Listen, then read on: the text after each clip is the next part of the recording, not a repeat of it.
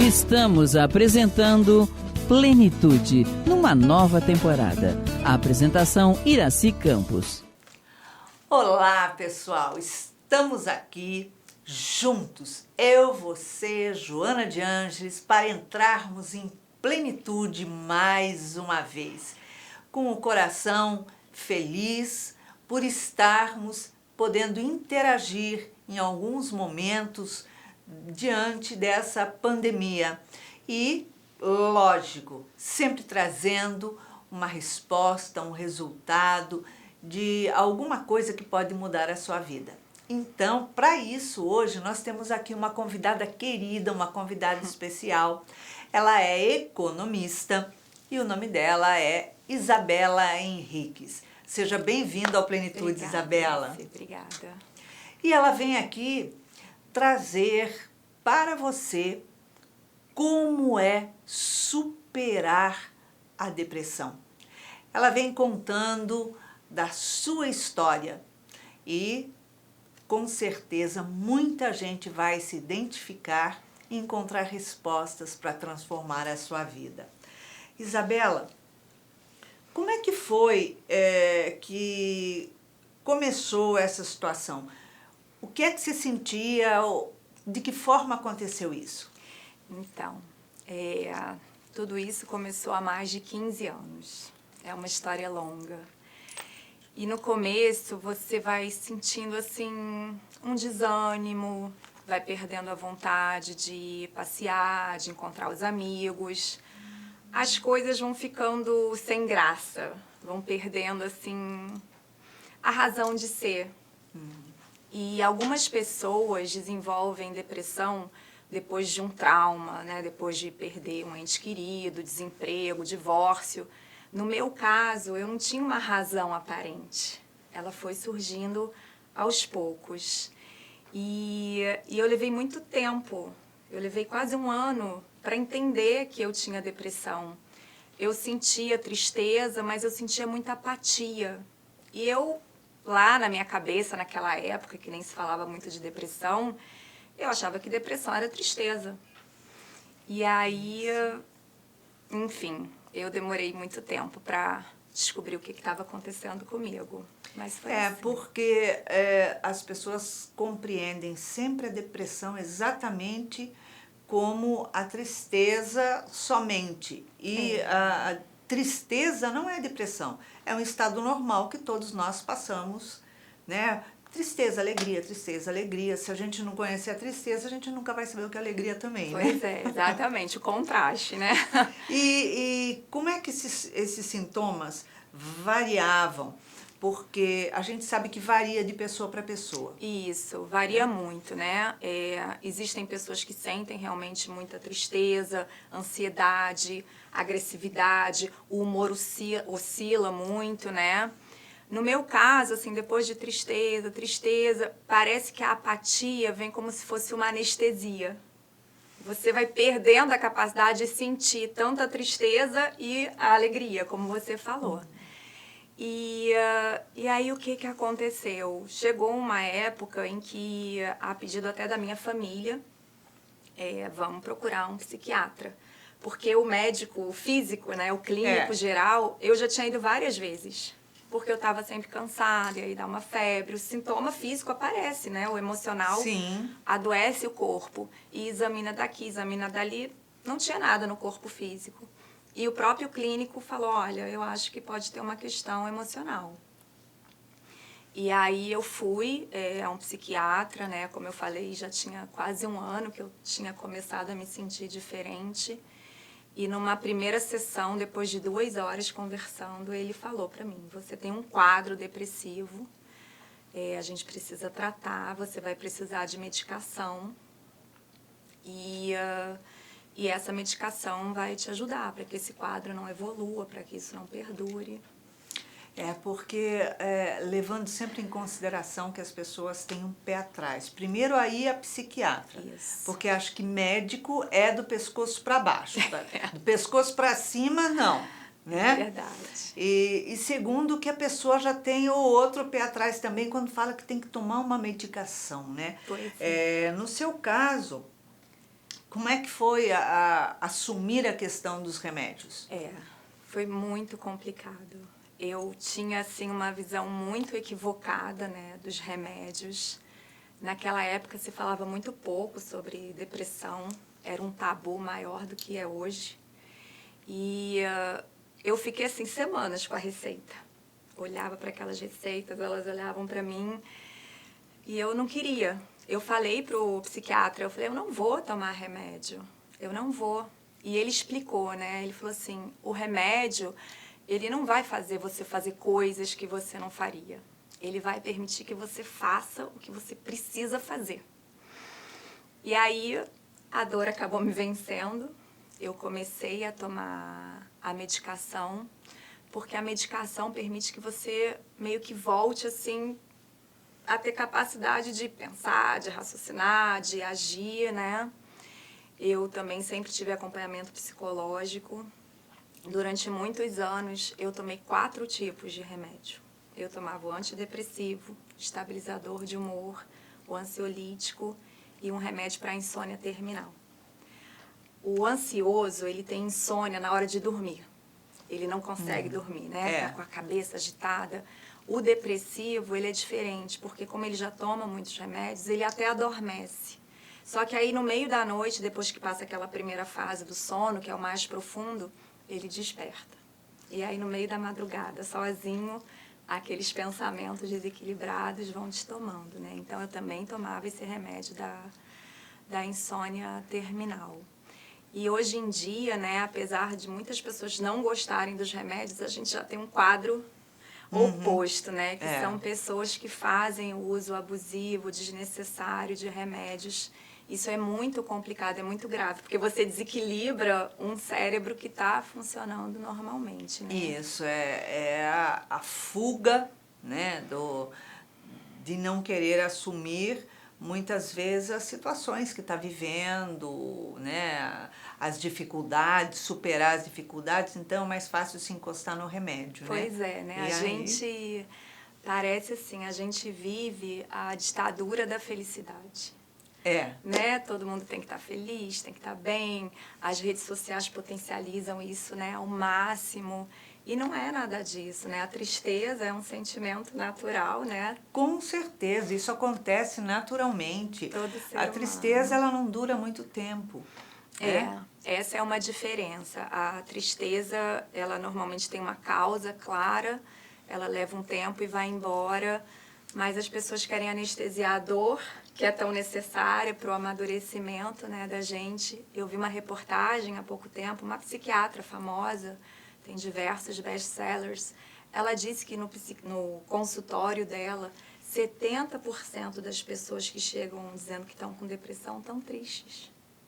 Olha só a diferença. E então, não querer sentir a tristeza, não querer assumir as dificuldades, né? Porque nem tudo na vida é como a gente quer. Exatamente. A gente vai ser contrariada, a gente vai ter desgosto, a gente vai ter insatisfação. Mas isso numa situação, num nível até balanceado, nada, né, que vá te afundar. Mas a pessoa acha que tem que estar sorrindo o tempo inteiro e tudo tem que ser uma maravilha. E não é isso, né? Não é nada disso. Hoje em dia, as pessoas falam mais abertamente sobre depressão. Isso é muito importante. E já se tem muitas informações divulgadas nas mídias. Mas naquela época a gente sabia que era completamente diferente. Como foi assumir essa posição? Pois é. Na verdade, assim, eu não assumi. Eu gastava muita energia para esconder a depressão. Muita energia. Porque ainda hoje é uma doença estigmatizada, naquela época era mais ainda. E então eu sempre que me sentia, né, quando eu não estava bem, eu me isolava, eu fugia, eu ia dando desculpas. E tudo isso faz com que a depressão fique ainda pior, né? Alimenta ela, Alimenta a depressão. E você vai no trabalho, você vai dando desculpas, você vai faltando, e uma hora uma razão, outra hora outra. Eu cheguei a mudar de trabalho algumas vezes por conta da depressão. Porque como eu não queria admitir de forma nenhuma, né? Eu não podia admitir que eu era ser humano, olha só. Exatamente. Então eu acabava que mudava de emprego e me afastava das pessoas. Eu fui deixando de ter vida social, fui deixando os relacionamentos amorosos de lado. É muito, muito triste. Fui me deixando de lado, né? A gente se abandona e a vida passa a ser cômoda no sentido de acordar e dormir. Você já acorda pensando que, tomara que o dia passe depressa, porque vai chegar a hora de dormir. Exatamente. Tomara que a noite nunca termine. Exatamente. Né?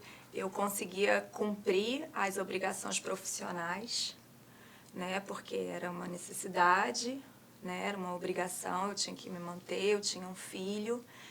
E aí eu fazia um esforço sobre-humano para conseguir trabalhar, mas fora do trabalho não tinha vida, né? A gente está cumprindo algo porque sabe que necessita para poder se manter, se sustentar, né? É por aí mesmo. As grandes empresas atualmente têm departamentos de saúde mental, que é fundamental, né? Isso. E dado o número de pessoas que têm depressão, ansiedade ou pânico, acaba sendo um apoio extremamente importante nesse momento, né? Isso é uma novidade, né? O número de pessoas com depressão, ele cresceu muito nas últimas décadas e hoje é um dos principais fatores de afastamento do trabalho. E assim, alguns números, né? Porque eu fui aprender da minha doença. No mundo, 4,5% da população tem depressão. No Brasil, a incidência é maior. A gente tem 5,8%. E nós somos o 5º país no mundo com o maior índice de depressão. O país com maior índice é a Ucrânia e tem 6,3%. Não é tão distante da gente, né? Mas existem estudos que dizem que no Brasil 25% das pessoas vão passar por depressão em algum momento da vida. Exatamente. É uma doença que está... É uma doença silenciosa, né? Muito silenciosa, muito solitária. Ela vai chegando até ela ir se estabelecendo, mas a pessoa não percebe. De começo, a pessoa não tem noção que aquilo é algo que já está abraçando o seu espaço. Exatamente. A gente leva, né, um tempo para perceber. Eu fui a primeira pessoa assim, a não aceitar que eu tinha aquela doença. A não me permitir ficar doente, porque eu sempre fui determinada, eu sempre fui responsável, eu sempre lutei por tudo que eu queria e eu conquistava, né? Muitas vezes conseguia conquistar o que eu desejava. Então, me olhar e enxergar uma pessoa fraca, uma pessoa que não conseguia levantar da cama, aquilo era inaceitável. Mas isso é uma condição do ser humano. A gente está exposto a tudo isso. Quando uma pessoa se corta, sai sangue, todo mundo corre para acudir. Exato. Quando alguém desmaia, desfalece, todo mundo corre para acudir. Só que a depressão é uma doença da alma. É a alma que sangra, é a alma que desfalece. Ninguém vê.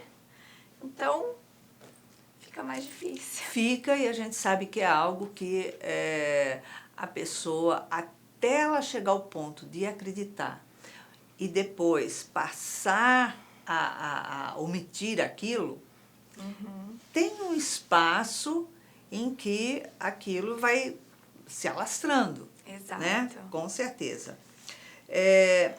Você sentiu esse estigma na pele? Então, eu não sentia, porque eu fugia muito daquilo, né? Eu negava para os outros de todas as maneiras. Eu não ia em eventos, né? Eu sempre dava desculpas. E eu tenho até, assim, uma história interessante ao contrário do estigma. Numa ocasião, eu tive uma crise, né? Muito severa. Eu fiquei mais de um mês afastada do trabalho. E quando eu voltei, eu tinha uns poucos amigos, né? Uns 2 ou 3. Eles estavam preocupadíssimos comigo. Né? Eles realmente achavam que eu estava com alguma doença física muito grave. E eu falava, não é nada, com peso na consciência, sabe? Porque ninguém falta trabalho mais de um mês se não é por alguma coisa grave. Alguma né? coisa importante demais. Era muito duro, porque eu dizia pra mim, eu não tenho por que ter depressão, eu não posso ter depressão, eu tenho um filho lindo, saudável, eu tenho uma família unida, que me ama, o meu corpo, tirando o cérebro, é saudável, eu tenho um emprego.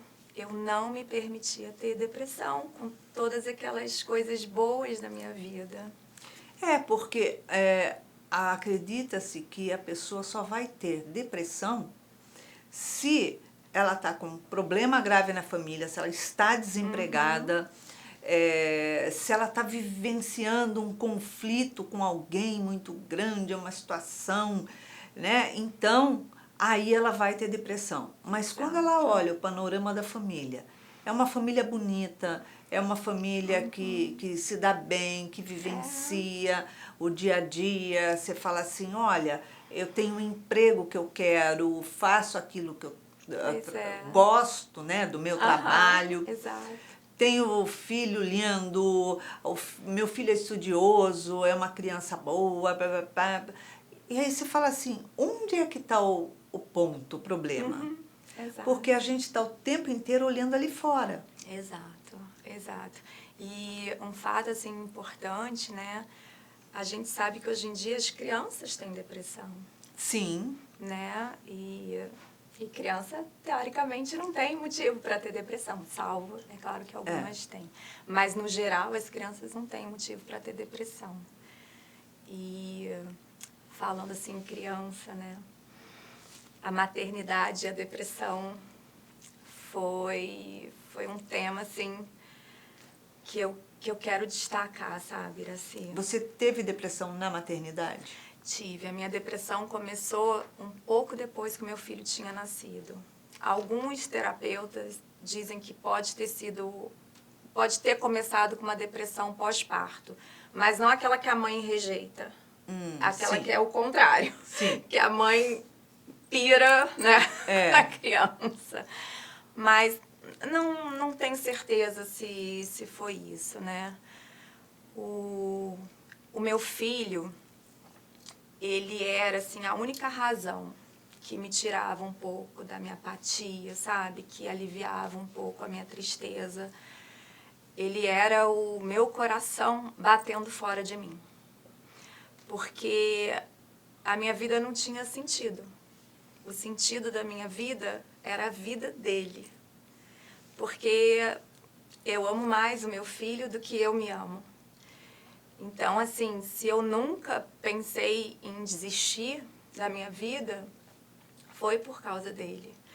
O meu filho não merecia que eu não suportasse aquela dor, sabe? Então... Você se motivava no teu filho para que você conseguisse se movimentar. E quando ele foi crescendo, né, ele começou a perceber. Então, ele pescava, assim, que a mãe dele era triste, que a mãe dele não tinha muitos amigos, não passeava, assim. Aí, quando ele já estava lá pelos 10, 11 anos, né, eu era divorciada do pai dele, e aí ele gostava de perguntar o que eu fazia quando ele não estava. Olha como criança é sensível, né? Exatamente. Isso é um ponto muito importante. Ele falava, você fez o quê?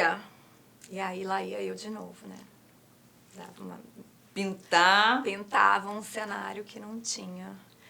A família tem um papel muito importante, porque até isso, às vezes eu falava assim, vou fazer alguma coisa só para contar para ele que eu fiz, sabe?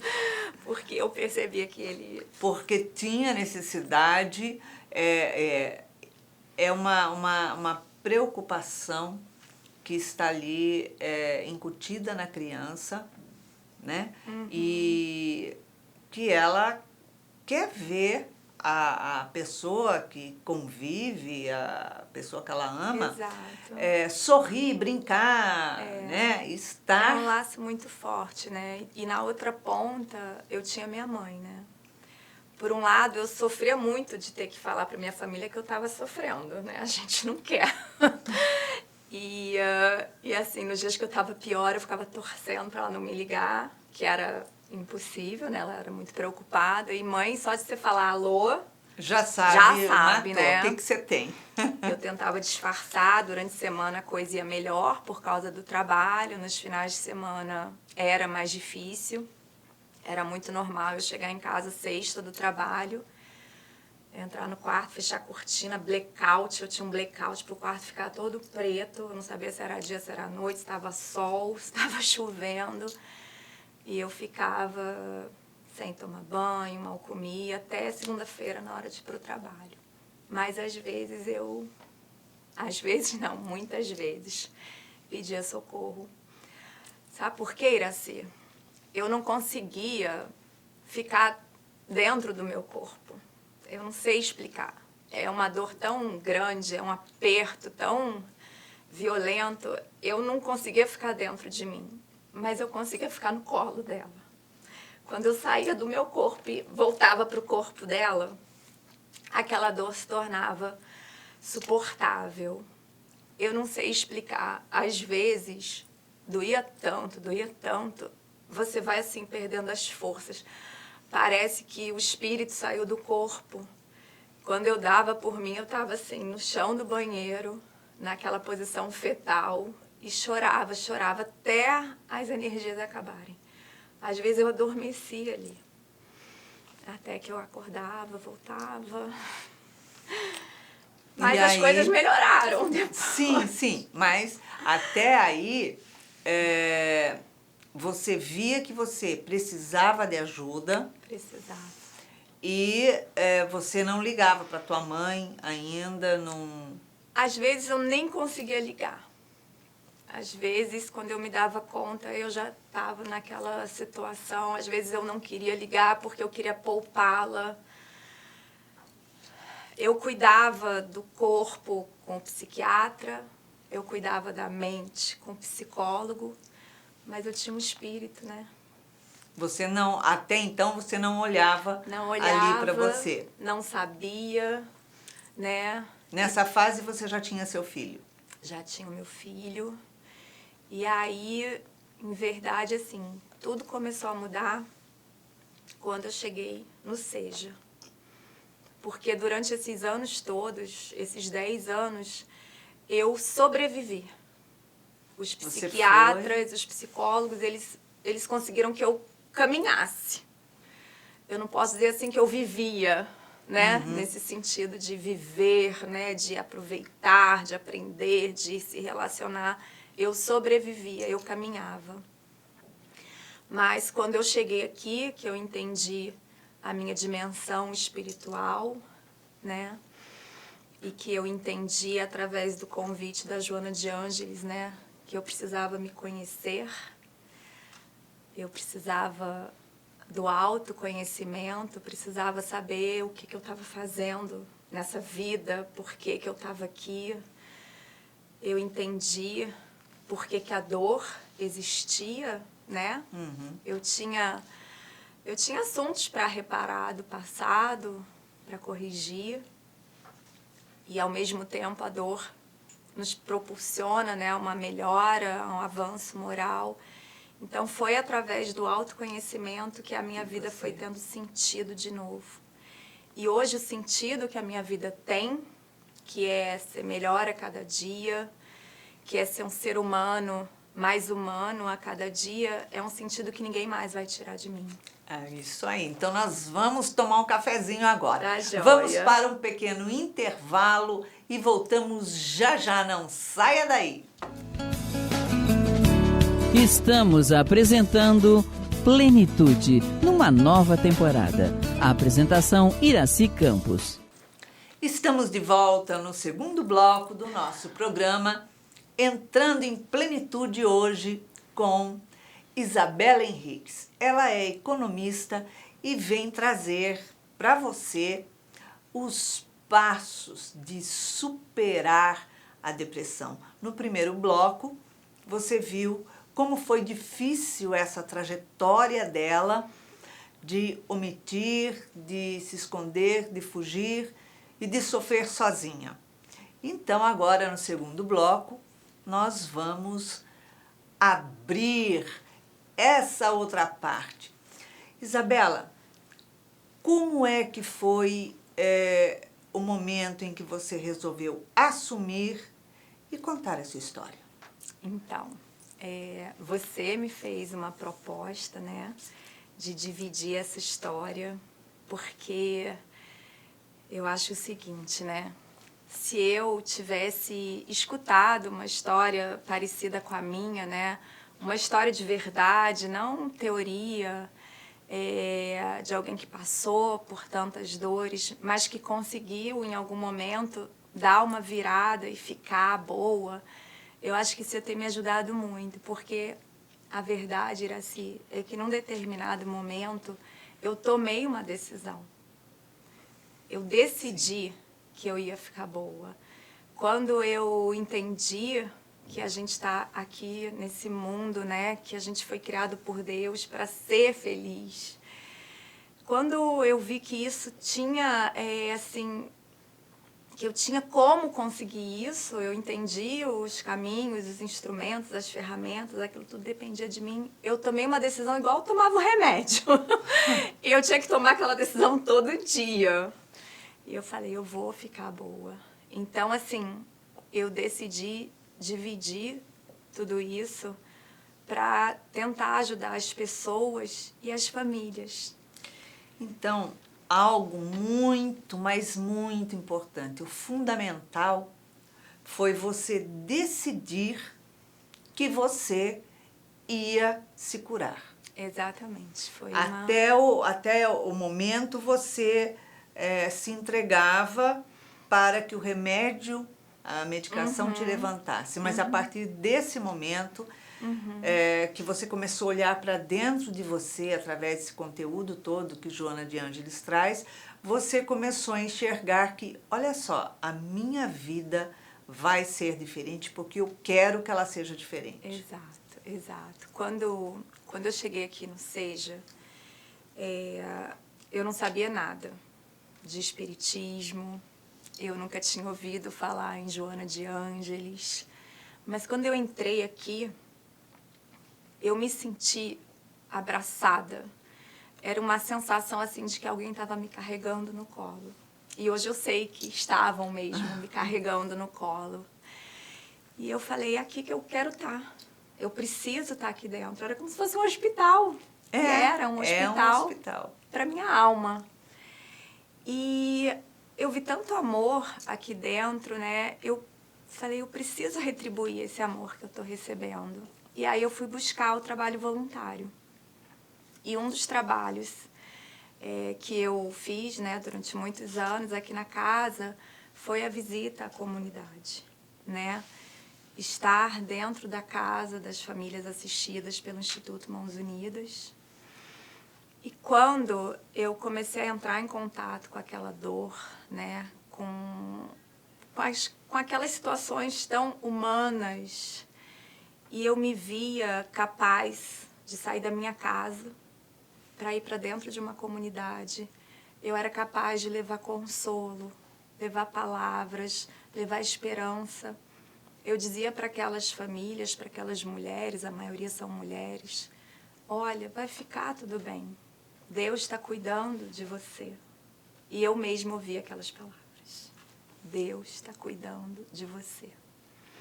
E aquelas mulheres, elas passavam por problemas que eram iguais aos meus. Tristeza, depressão, angústia, medo, preocupações. E passavam por outros problemas muito mais graves. Medo de ser despejada, medo de faltar comida, violência, filhos passando por abusos. Então eu olhava para aquela força e eu falava, gente, eu devo ter essa força dentro de mim também. E eu fui buscar a minha força. Joana fala muito, esforçar, né? Um verbo assim que se repete, se repete, se repete. Esforçar é você botar a sua força para fora. Exato. E foi isso que eu decidi fazer. Eu vou achar essa força. E eu achei essa força.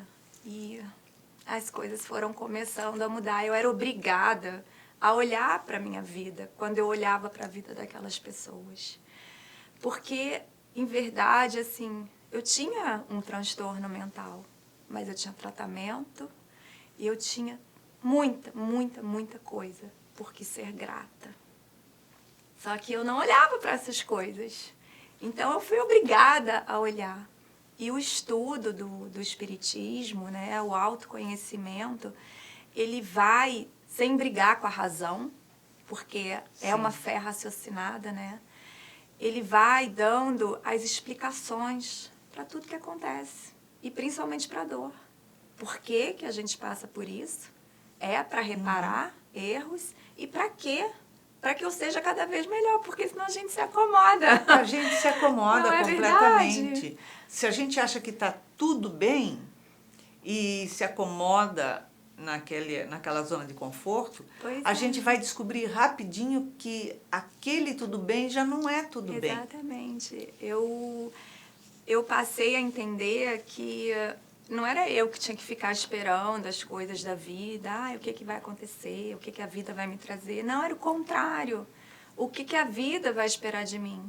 Como é que eu vou contribuir para o mundo, sabe? Quando a pessoa se prende na lamentação e fica se lamentando a vida, porque está acontecendo isso comigo, porque eu estou passando por isso, porque eu me machuquei, porque eu estou com tal dor, porque, enfim, eu estou sofrendo, a pessoa está colocando a vida dela mais para baixo ainda, mais no poço ainda. Exatamente. Ela está consolidando a dor que ela sente, ela está ferindo o corpo físico, fazendo com que o corpo sinta muito mais dor do que está sentindo, e a dor emocional, e fazendo toda a família aguentar aquela lamentação toda, aquela reclamação toda, e no trabalho a lamentação, e fora na lamentação, e na vida social a lamentação.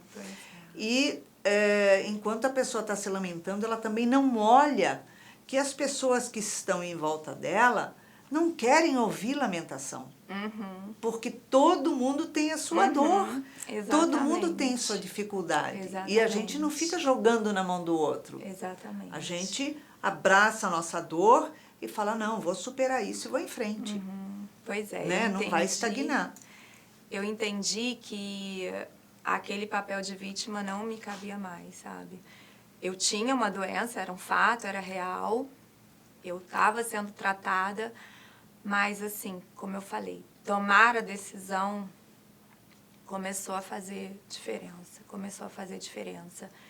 E depois que eu fiquei curada, né, essa coisa também que eu tinha muita mania de esconder, tinha a ver com orgulho, sabe, Iraci? Porque eu, de fato, estava muito fragilizada, né? Eu tinha depressão profunda, então eu nunca queria que ninguém soubesse de nada, eu não pedia ajuda a ninguém, né? Ficava uma coisa muito ali só minha mãe, meu pai, meu irmão, e foi assim, foi muito reconfortante quando eu dividi a minha história, né? Através da palestra que você me convidou, eu pedi para algumas amigas minhas, amigas de infância, de adolescência, para assistirem, porque eu nunca tinha tido coragem de contar mesmo até muito pouco tempo, né? Até o dia da palestra. E sabe, Iraci, duas amigas minhas, que são grandes amigas, elas entraram em contato comigo, assim, me ligaram muito tristes de eu ter passado por tudo aquilo, tantos anos, e nunca ter pedido ajuda. Porque elas, com certeza, iam ter me apoiado, iam ter me ajudado, elas não iam ter me julgado. Eu não Sim. estou dizendo que a gente tem que contar para todo mundo que tem depressão, de jeito nenhum. Existe estigma, sim. Mas a gente sempre tem 1, 2 ou 3 grandes amigos que podem nos abraçar. Então é importante que com essas pessoas a gente mostre a nossa humanidade. Eu tinha orgulho de ser humana, né? Olha que loucura. A gente também não pode ir nem para o extremo de viver se lastimando, se vitimando, né? Mas também não pode ir para o outro, se isolar. Porque os amigos estão aí para isso. Mas né? a gente precisa dar o primeiro passo e enxergar. Eu estou doente, mas eu não sou essa doença. Exato. Né? A gente tem inúmeros problemas no sentido de saúde, né? Tem problema no rim, infecção de rim, tem problema cardíaco, tem problema na coluna, mas eu não sou aquele problema cardíaco, eu não sou aquele problema na coluna, eu vou vencer, eu vou superar, eu vou em frente, né? E as pessoas que olham você em cima do salto, digamos assim, acham que está tudo perfeito. Mas você não tem que ficar externando. Exatamente. Né? Esse papel de vítima é que ele é muito, muito complicado. Esse lugar é que a gente não pode decidir ficar, né, como vítima. Porque as pessoas olharem para você coitadinha... Não tem coitadinho, sabe, Iraci? Não tem. E a Joana, ela trouxe um conceito para mim, né, que é herdeira de si mesma. É tão forte isso, quando eu fui entendendo que eu não era coitadinha. Durante muitos anos eu questionei Deus, porque eu falava muito, eu falava, por quê? Por quê? Por que eu estou passando por isso? Eu questionava Deus. E quando eu entendi que eu sou herdeira de mim mesmo, eu entendi assim, não existe futuro incerto. O meu futuro é certo, eu vou escolher, eu vou plantar hoje e vou colher depois. E eu posso escolher tudo que eu vou plantar. Exatamente. E para fazer boas escolhas, eu tenho que estar consciente. Não existe coitadinho, porque se a gente achasse que alguma coisa que acontece na nossa vida não é porque Deus permitiu, e Deus que é o nosso avanço, né, moral, intelectual, como espírito, é porque a gente fica aqui preso no corpo, né? Mas tudo que acontece na minha vida e na vida de todos nós é para o meu avanço como espírito imortal. Se eu achar que tem coitadinho, eu estou dizendo que Deus não é justo. Não é justo, exatamente. Então, foi esse conceito de herdeira de mim mesmo que, assim, me deu um prumo. Ali eu falei, caramba, se tá acontecendo comigo é porque fui eu. Então, sim. Eu que... Acabou essa história do outro, do azar, do destino. É comigo. Quando você foi fazer as visitas para as famílias assistidas do Instituto Mãos Unidas, você começou a olhar a dor deles, né? E que, de alguma forma, ela é maior do que a da gente.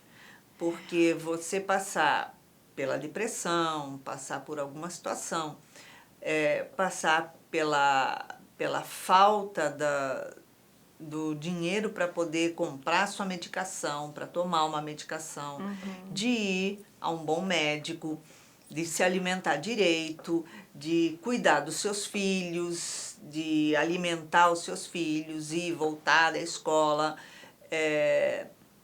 acaba sendo maior. E você fazer esse movimento de dar o apoio, que diferença isso fez na tua vida?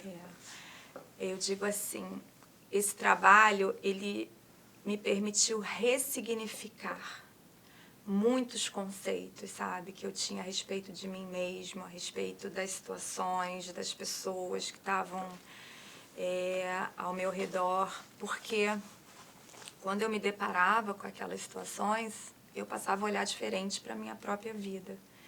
Então, eu fui dando a dimensão certa para cada situação.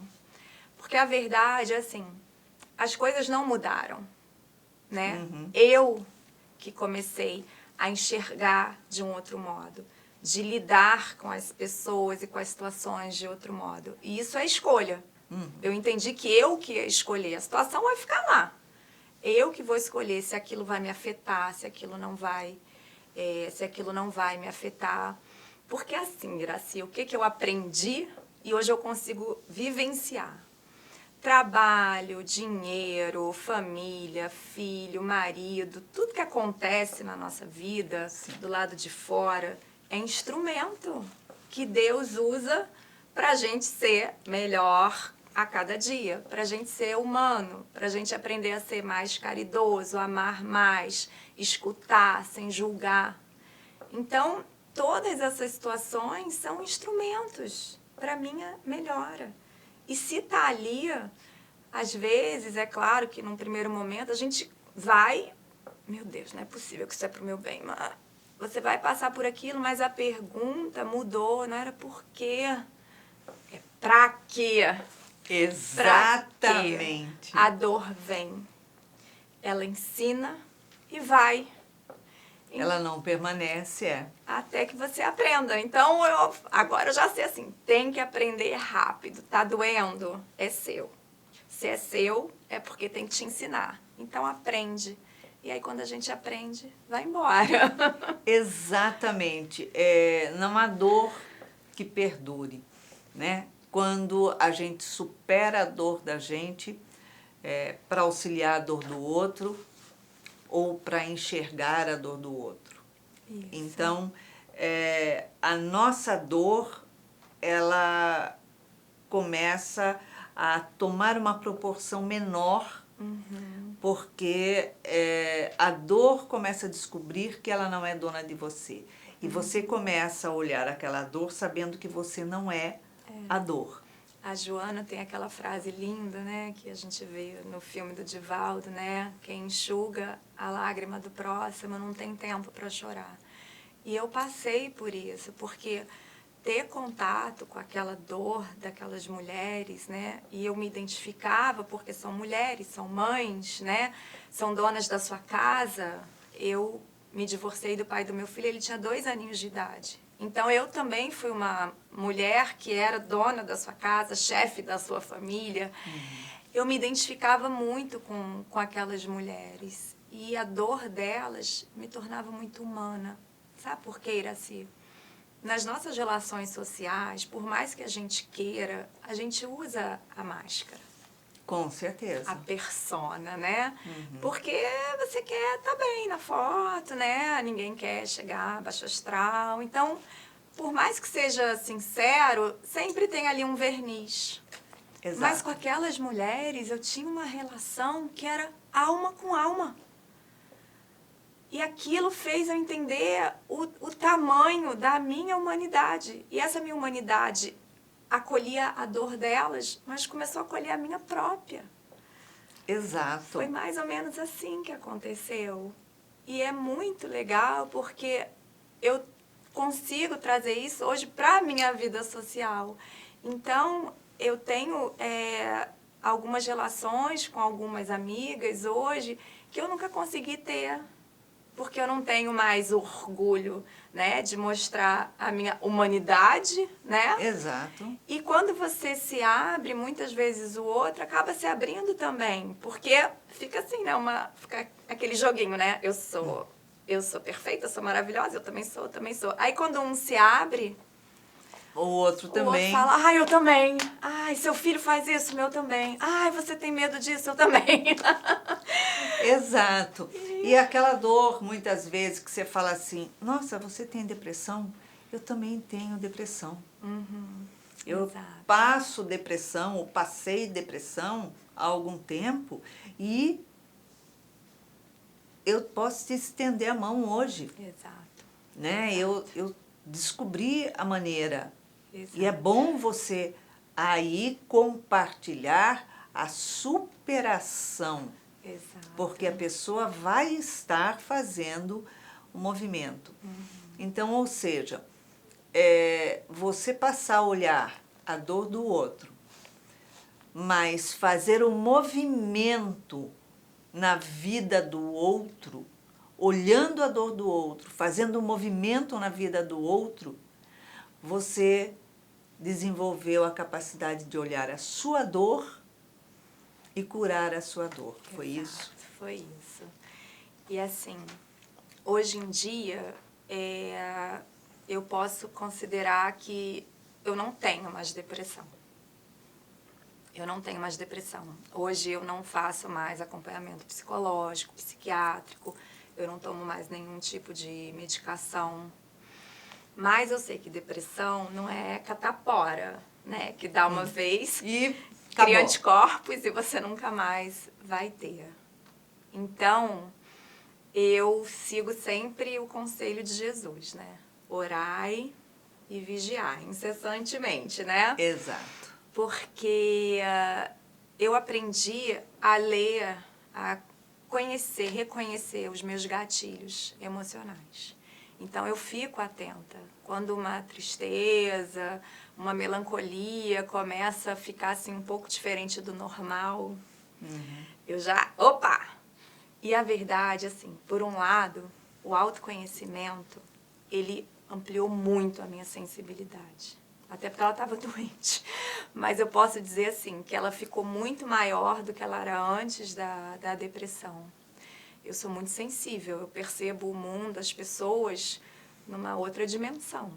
Eu entendi que a gente só vê uma parte pequenininha da realidade, que todos nós somos.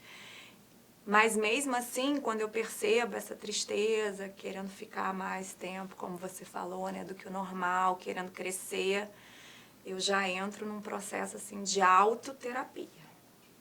Eu começo a me questionar, porque se eu deixar aquela dor, fica maior que eu de novo. Então eu me pergunto, por que você está sentindo isso? Lembra do que você tem de gratidão, quantas coisas boas na sua vida. Aí eu vou lembrando do valor que cada coisa de fato tem, o que é importante para a minha vida, o que não é. Isso aqui passa, isso é passageiro. Então, eu fico muito atenta, sabe? Eu realmente trago o autoconhecimento para o dia a dia, porque se a gente não se cuidar, pode piorar de novo. E aí eu tenho um hábito agora, sabe? Eu desenvolvi, assim, uma técnica. Quando alguma situação é preocupante, que pode me deixar com medo, né? Desesperada, enfim, ansiosa além da conta, eu sempre pergunto assim para mim mesma, eu falo, o que pode acontecer de pior? Perfeito. E aí eu digo, e se acontecer? Você vai dar conta? E eu descobri que eu dou conta. Eu dou conta. Porque se a gente faz tudo que está ao nosso alcance, daí para frente é Deus. É Deus que está cuidando de mim e das pessoas que eu amo. E aí eu vou achar que Deus não sabe cuidar de mim?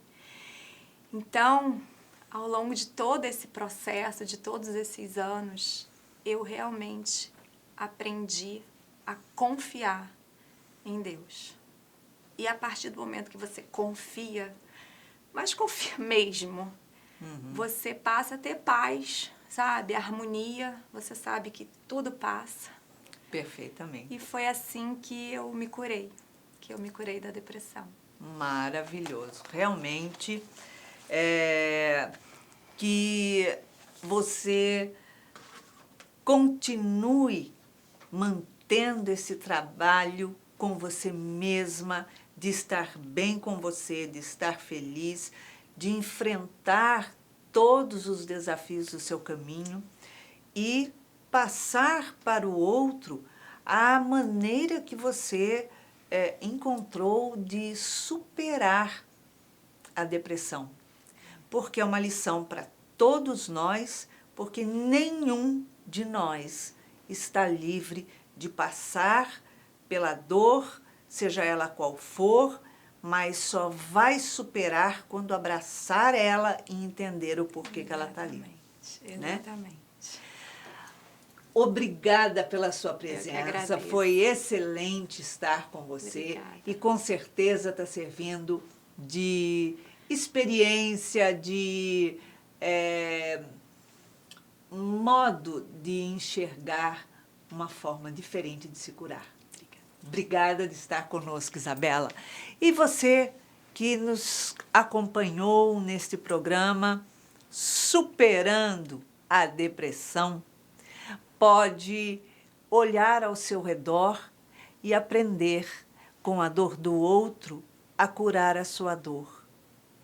Não lastimando a sua, mas olhando para dentro de você e se perguntando: por que essa dor está em mim? Porque eu não sou essa dor.